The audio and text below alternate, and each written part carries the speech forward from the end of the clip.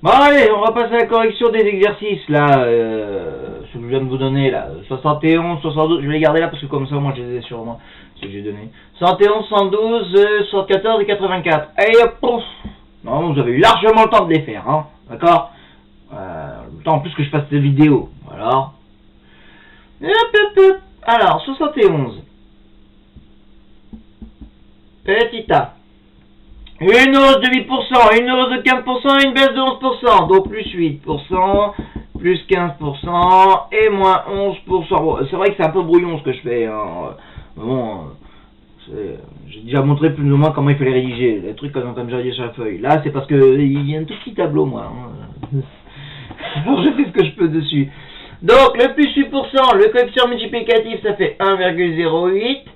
Le plus 15%, c'est 1,15. Le moins 11%, c'est 0,89. Le produit des trois.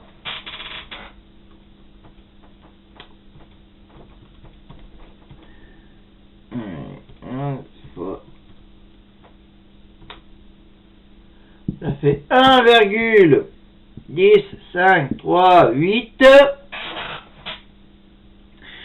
Moins 1. Donc ça c'est le coefficient multiplicatif associé à ces trucs-là. Je retire 1, 0, je ne dis pas 100, je dis pas sa virgule. Ça fait donc plus 10,538%. C'est qui s'arrondirait, si je prenais des chiffres à la virgule, à plus 10,54%. Ok, voilà. B.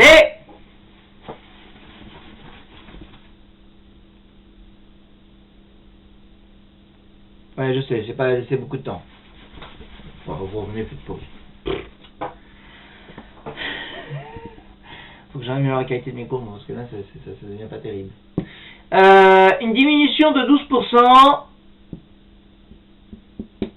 suivie d'une baisse de 24%, puis une hausse de 18%. Bon. Baisse de 12%, 1 moins 12 sur 100 égale 0,88 fois. Baisse de 24%, 1 moins 24 sur 100, 0,76.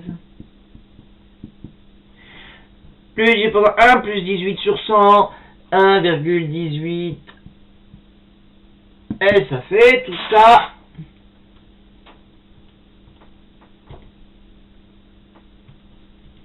C'est vrai que si je prenais le tableau dans le sens, peut-être que j'aurais plus de place en fait. Je suis en ligne. Je suis con, j'aurais faire ça quand même.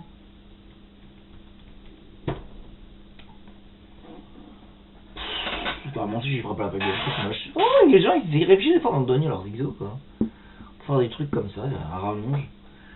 0,7, 9, 1, 8, 4. Remarquez, moi même des fois je balance des exos, je réfléchis même pas à la solution. Après quand je vois la solution, je fais oula. Zut. Donc bon, bref. Ça fait ce truc là. On va retirer 1. Alors je vais me avec l'anecdote que j'ai fait tout à l'heure là. Je vais expliquer. Je fais 0,7, 8, 9, 1, 8, 4, moins 1, moins 0,2, 1, 0, 8, 1, 6. Voilà. Je multiplie par 100, ça fera moins 21,0816, ce que vous arrondiriez à moins 21,08. Donc ça fait une baisse de 21,08%. Voilà, approximativement. Ok. Je laisse. Pause. Ok.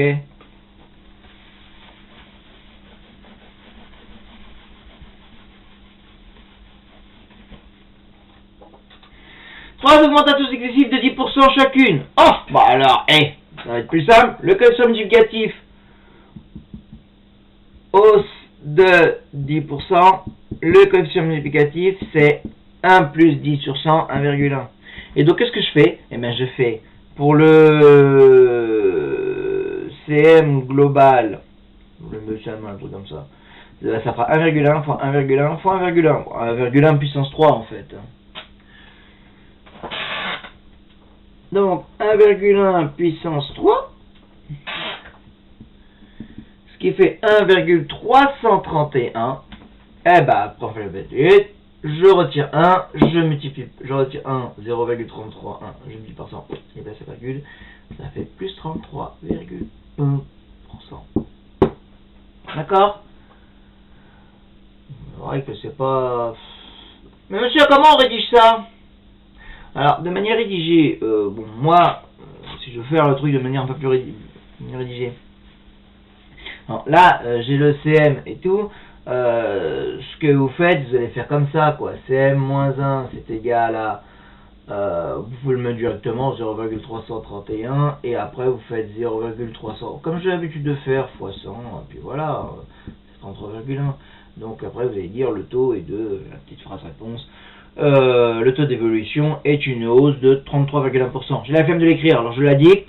Le taux d'évolution est une hausse de 33,1%. Voilà.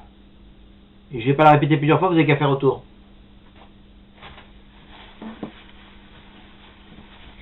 Allez, 5 diminutions de 5%. Bref, allez, tiens, donc 5 diminutions de 5%, donc baisse de 5%.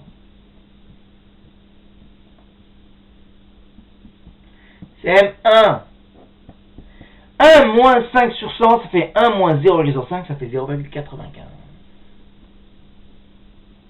Et bah, si je veux le CM global, ça fait 0,95 5 fois. Donc en fait, ça revient à faire 0,95 à la puissance 5.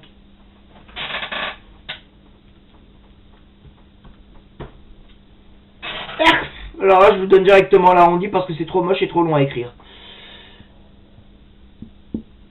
Donc ça fera environ 0,773. Alors après c'est 3, 7, 8. Donc comme c'est un 8 qui est un brasette, j'ai rendu au truc dessus, ça fera 8. Environ. Comme d'hab. C'est moins 1. Ça fera donc ça va faire moins 0,226. 2. Voilà. Oui, il faut que la somme là ça fasse 9 à chaque fois. Et puis le dernier par contre il faut que ça fasse 10. Et là je vous assure la somme de ces deux nombres là, enfin j'ai oublié le moins là, ça fera 1. C'est comme ça que je fais le truc moins 1. Et après j'ai plus qu'à multiplier par 100.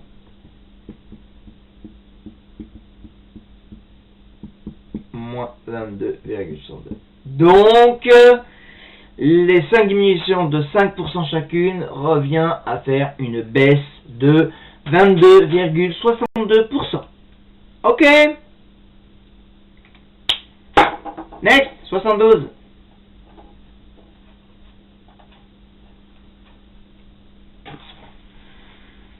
Ce qui est bien, c'est que maintenant je peux à la fois afficher le... Là, j'ai remarqué avec le truc, quand je vais sur Elicadoc là, en fait, parce que j'ai téléchargé le livre, hein, j'ai réussi à le télécharger sur le PC. En fait, c'est comme ce truc qui prend pas tout l'écran, mais juste une partie de l'écran, ça me permet un peu d'avoir le truc qui s'affiche sur mon écran. Bon, on ne voit pas ma tête, mais je vois moins que le reste, je vois que le tableau il tient bien dans le cadre. Ouais, bon. Donc le 71. 72, pardon. Pour chacune des évolutions suivantes, déterminer le taux d'évolution réciproque. Donc c'est encore la réciproque, le truc de la réciproque. Petit a, baisse de 18,7%. On veut le taux d'évolution réciproque. Allez, on recommence. CM égale 1 moins 18,7 sur 100, ce qui nous fait 0,813.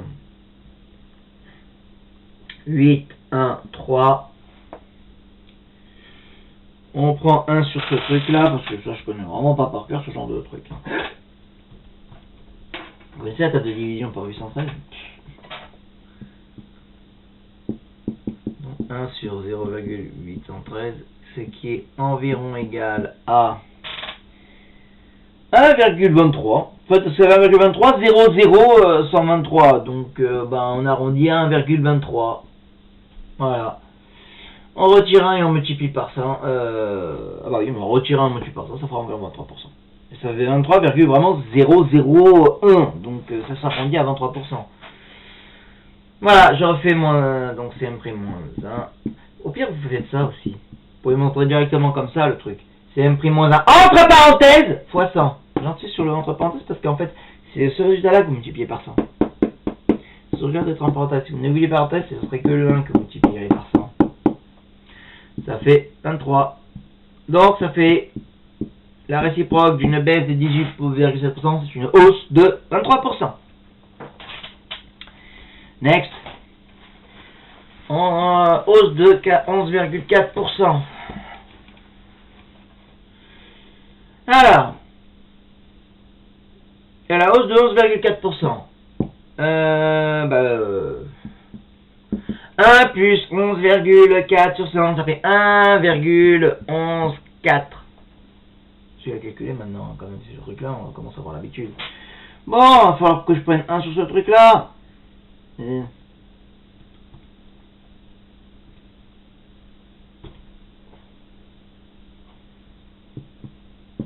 Donc c'est M' qui est l'inverse de ce truc-là. Bon, il faut écrire 1 sur CM à la rigueur. Comme de réécrire le nom. Ça fait environ 0,897 6, il y a 2 6 qui suivent, donc après, non, attendez voir, j'ai déjà 3 chiffres, après le 6 c'est un 6, donc on arrondit. C'est M'-1 qui va faire moins 0,1023. On multiplie par 100.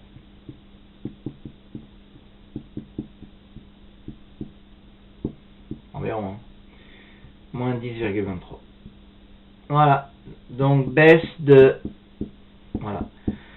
Et la gauche est proche d'une hausse de 11,4% sur une baisse de 10,23%.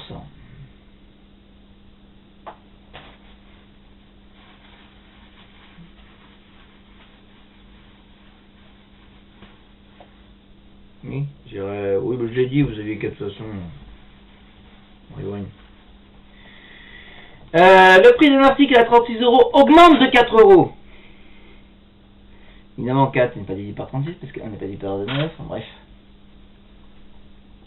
Donc déjà, on va considérer c'est une hausse de quoi?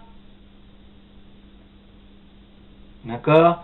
Donc on fait 4 sur 36 fois 100. 4 sur 36, ça fait 1 neuvième. Ça fait donc...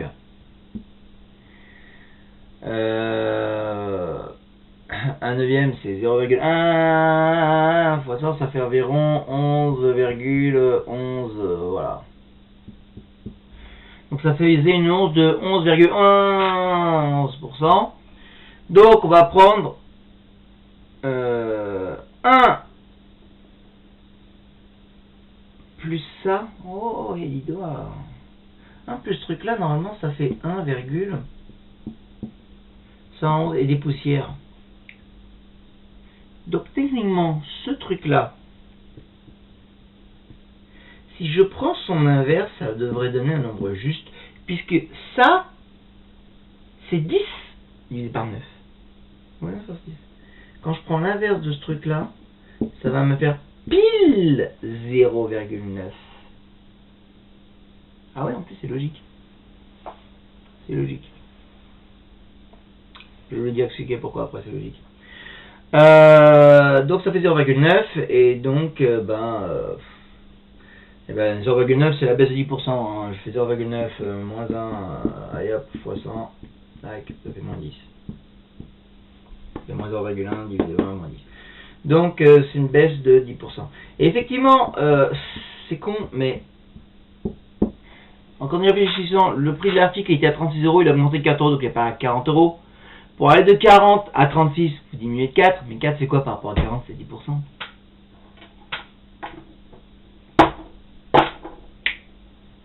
Logique. Une ville de 8432 habitants voit sa population diminuer de 506 habitants. Je vais voir si au moins ils n'ont pas pris des chiffres au hasard ou s'ils les ont...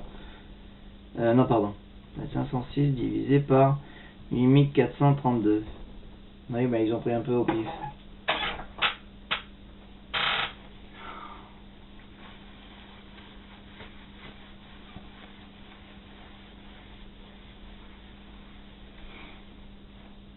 Remarquez, et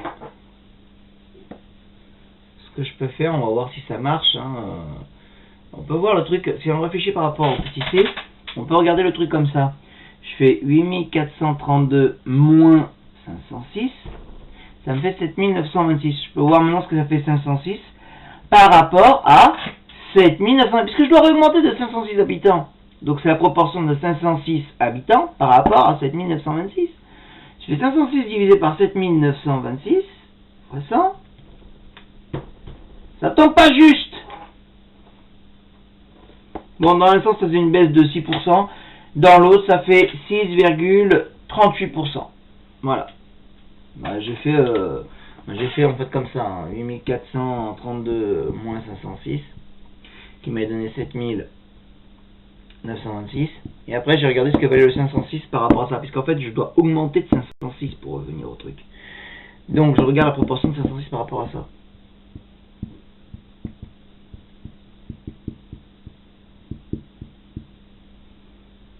C'est 6,38. Voilà. Donc, il a fallu augmenter de 6,38%. Après le 8, c'est un 4. Donc, c'est ça. Voilà. C'est tout pour le 72. Et il reste encore 74. Alors. Je sais plus c'est quoi l'autre. Et 84. 74. Un magasin de sport réalise des soldes à moins 40% ou moins 50%. Et la carte de fidélité du magasin permet une réduction supplémentaire de 10%. Donc, déterminer la réduction totale avec la carte fidélité sur les deux. Donc, il y en a un, ce sera moins 40% et moins 10%. Suivi de moins 10%. Donc, on va faire le CM global. Donc, CM1 pour la baisse de 40%, ça fait 0,6. 1 moins 40%, et maintenant je pense qu'on commence à être réhabitué. Hein. Et l'autre, ça fait 0,9. On fait le produit des deux, 0,6 fois 0,9, ce qui fait 0,54. Bon. Normalement, c'est vrai que si vous faisiez les études en contrôle, je demanderais à ce qu'il y ait le calcul qui s'affiche. 0,54. Et après, on fait CM moins 1 fois 100. Donc ça fait ça moins 1, ça fait moins 0,46 fois 100 qui fait moins 46. Donc en fait, ça vous appliquez les deux, cela fait quand vous faites la baisse de 40% et avec la carte de 10%, ça fait une baisse de 46%. Ok? Baisse de 46%.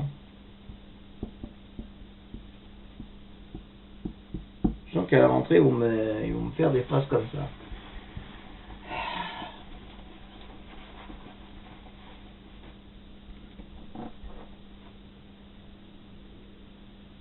Alors, la baisse de 50% avec la carte fidélité à 10%. Baisse de 50% à 1 moins 50%, 0,5. Baisse de 10%, bon c'est bon, là on commence à être habitué, ça fait quand même 0,9. L'autre on l'a déjà fait. On fait alors le produit des deux, 0,5 fois 0,9 qui nous fait 0,45. Et donc on fait après ça moins 1 fois 100 qui fait moins 55.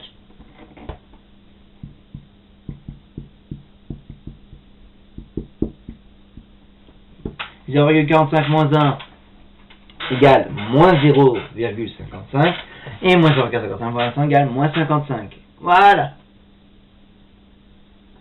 Donc ça fait une baisse de 55%. Il n'y a pas une baisse de moins 55%, c'est clair. Voilà. Ok. Voilà, pause, ok. Un article au prix de 110 € est soldé à moins 40%. Quel est son prix avec la carte de fidélité? Ah bah donc on a vu que si vous avez la carte de fidélité, ça faisait une baisse de 46%. Donc on va directement en fait aller à la baisse de 46%.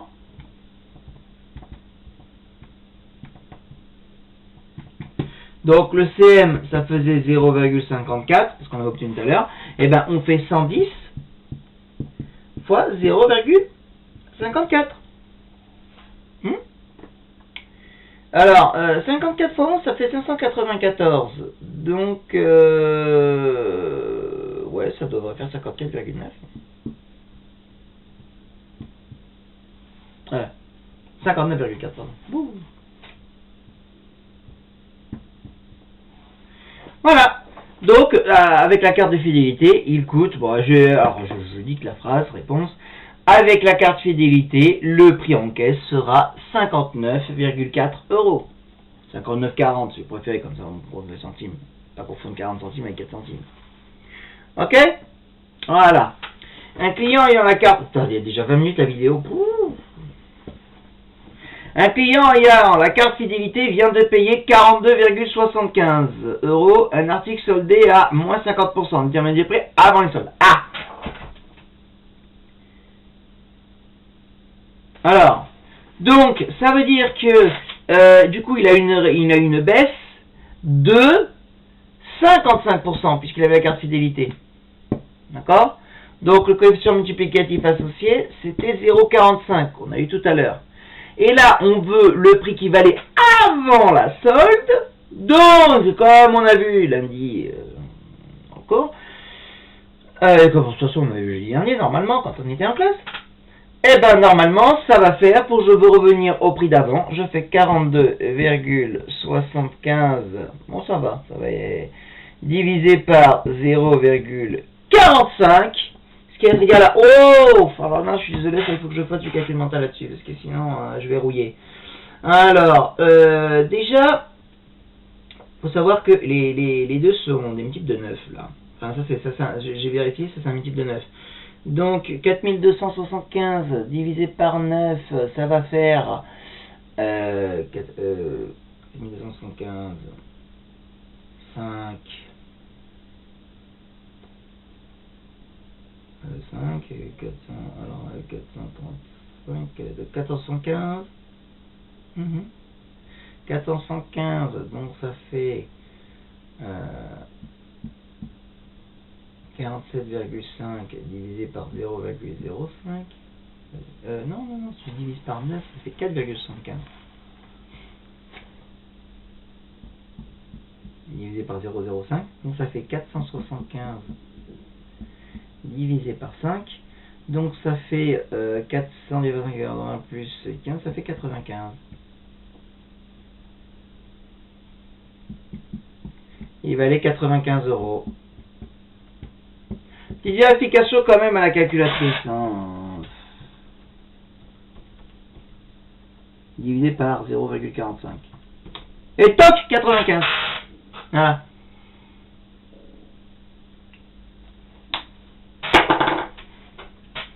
Voilà, donc l'article il valait 95 € avant les soldes.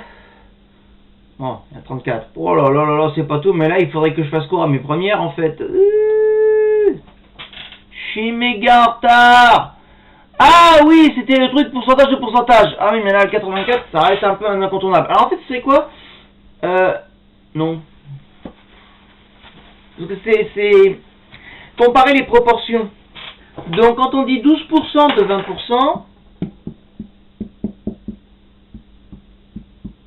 ça fait quoi en fait? Donc c'est le calcul que j'avais donné alors à mes élèves, mais peut-être que d'autres voudraient savoir ce que ça fait quand on veut ce que ça fait 12% de 20%. On fait le produit des deux, divisé par 100, on fait 12 fois 20 divisé par 100. C'est-à-dire 240 sur 100. Ça fait 2,4. Voilà. Donc en fait, quand vous prenez 12% de 20% quelque chose, ça fait comme si vous preniez 2. Enfin, quand vous prenez, tiens par exemple, voilà, il y a 20% d'hommes et parmi les hommes, il y en a 12% qui fument. Ça fait combien d'hommes fumeurs dans toute cette population? Eh ben, ça fera 2,4% d'hommes fumeurs dans toute cette population. C'est ça que ça veut dire le truc. Bon, bah donc là, ça fait 2,4%. Et si je fais 20% de 12%, bah ça va me faire 20 fois 12 sur 100, donc forcément ça va faire le même calcul, ça va me faire 2,4.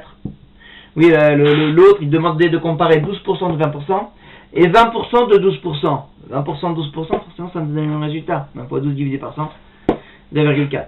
Donc les deux sont pareils.